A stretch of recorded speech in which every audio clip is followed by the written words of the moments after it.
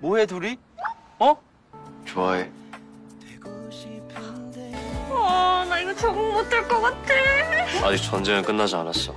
내부의 적 김혜지부터 하이. 처리 방법은 연애. 선 선생님. 저랑 아무 상관없는 분이세요. 선생님, 어제는 감사했고 죄송했습니다. 내가 아파서 간 거였으면 나 다시 받아줄 거야. Kali ini Minet akan membahas drama Korea yang berjudul Serendipitous Embrace. Tanpa berlama lagi, episode 6, Markyu. Mari kita review. Dengan kisahan tadi, itu menandakan keduanya sudah resmi berpasangan. Benar-benar pasangan yang dimabuk asmara. Walau Hongju masih terlihat malu-malu kucing. Sedangkan Huyong tak bisa melepaskan pandangannya sedikit pun dari Hongju. Sedang romantis-romantisnya begitu, paman malah datang mengganggu saja. Setelahnya paman heboh marah-marah karena baru tahu jika Huyong mengundurkan diri dari perusahaan. Paman takut karena kakaknya alias ibunya Huyong akan turun tangan langsung. Entah apa yang akan dilakukannya. Tapi Huyong mah santai saja. Namanya juga sedang kasmaran. Huyong sampai jengah mendengar paman yang marah-marah hingga mengusirnya dengan mengguyurkan air ke baju paman. Huyong hanya minta paman tak memberitahukan hal ini pada Hongju. Hongju benar-benar dibuat kasmaran. Huyong berencana naik ke kamarnya, tapi Hongju sedang acak-acakan begitu. Jadi berpura-pura sudah mengantuk. Dan lagi-lagi Huyong selalu mengungkapkan rasa cintanya. Karena tak terbiasa, Hongju pun segera menutup telepon itu. Seharian Huyong merasa terabaikan karena ternyata Hongju malah sibuk bepergian dengan Heji. Sedangkan paman begitu senang karena ternyata sekutu kemarin adalah musuh hari ini. Begitu katanya. Seharian Hongju dan Heji menghabiskan waktu bersama. Dan begitu sudah puas berbelanja lalu ke salon, seperti biasa mereka mabuk-mabukan di tempatnya Sangpil. Sangpil terkaget melihat dua sahabat wanita itu kini berambut keriting.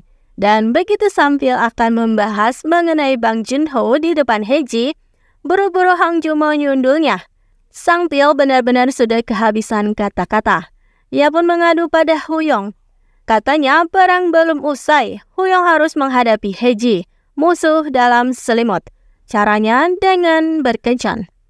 Paman Wook dari kemarin mabuk-mabukan ternyata frustasi kisah percintaannya. Sambil mabuk menelpon wanita itu. Paman tak terima karena tak dianggap oleh cinta pertamanya dulu, yaitu atasannya Hongju.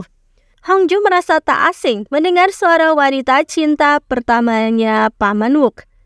Paman frustasi kenapa wanita itu memutuskannya 20 tahun yang lalu. Karena kebanyakan mengoceh, Huyong pun menjatuhkan paman dari gendongannya dan menyeret Hongju. Karena seharian mereka belum bertemu, tentu Huyong merasa sangat rindu.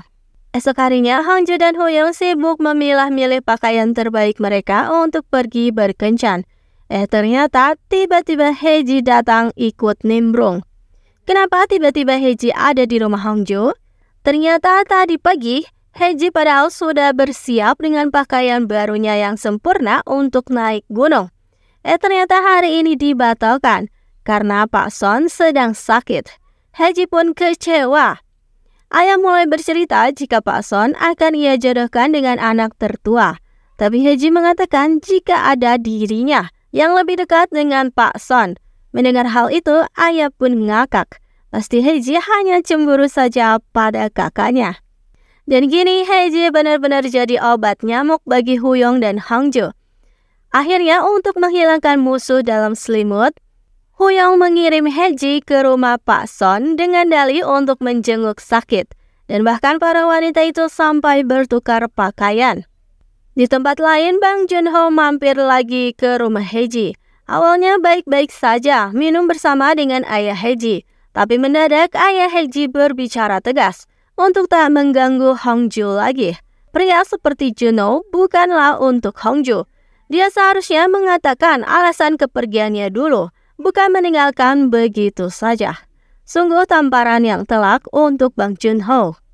Dan kini Haeji pun tak sengaja berpapasan dengan Pak Son yang sedang bersama dengan ibunya. Tampak ibu kepincut juga oleh Haeji. Senang melihat ada wanita yang perhatian pada anaknya. Tapi entah kenapa Pak Son malah menegaskan jika dirinya tak punya hubungan apapun dengan Haeji. Haeji pun seketika lemas dan pamitan. Entah kenapa Pak Son begitu. Padahal dari gerak-geriknya terlihat pria itu menyukai Haeji. Tapi terus saja membuat Haeji untuk menjauh. Dan darurat. Paman menelpon dengan panik, mengganggu acara kencannya Huyong dan Hongju saja. Padahal tadi mereka lagi mesra-mesranya, yang kata Huyong, Hongju memanggil namanya saja, membuat hatinya berdetak cepat, sedari SMA dahulu. Ternyata hal darurat itu adalah ibu Huyong datang ke Korea. Huyong pun segera menghadap. Ibu terheran kenapa Huyong kini bertingkah padahal dulu dia penurut, tapi kini malah keluar perusahaan. Esok harinya Huyong seharian mengantarkan ibu berkeliling dan di suatu tempat tanpa Huyong sadari, di halte ada Hongju di sana sedangkan ibu melihatnya. Terlihat tatapan ibu yang tak suka melihat Hongju. Sedangkan Hongju kini mulai bekerja di rumah Bang Junho sesuai kesepakatan. Dengan sengaja Bang Junho menempatkan semua kenangan-kenangan mereka dahulu dari foto bersama dan surat cinta Hongju. Tapi Hongju sudah malas. Sedangkan Haeji mengembalikan sepatu milik Pak Son. Dan kini giliran Pak Son yang menyesal dengan perlakuannya kemarin. Tapi saking gugupnya malah salah bicara terus. Katanya permintaan maaf Haeji tak cukup. Ish, benar-benar Pak Son ini kesel juga liatnya.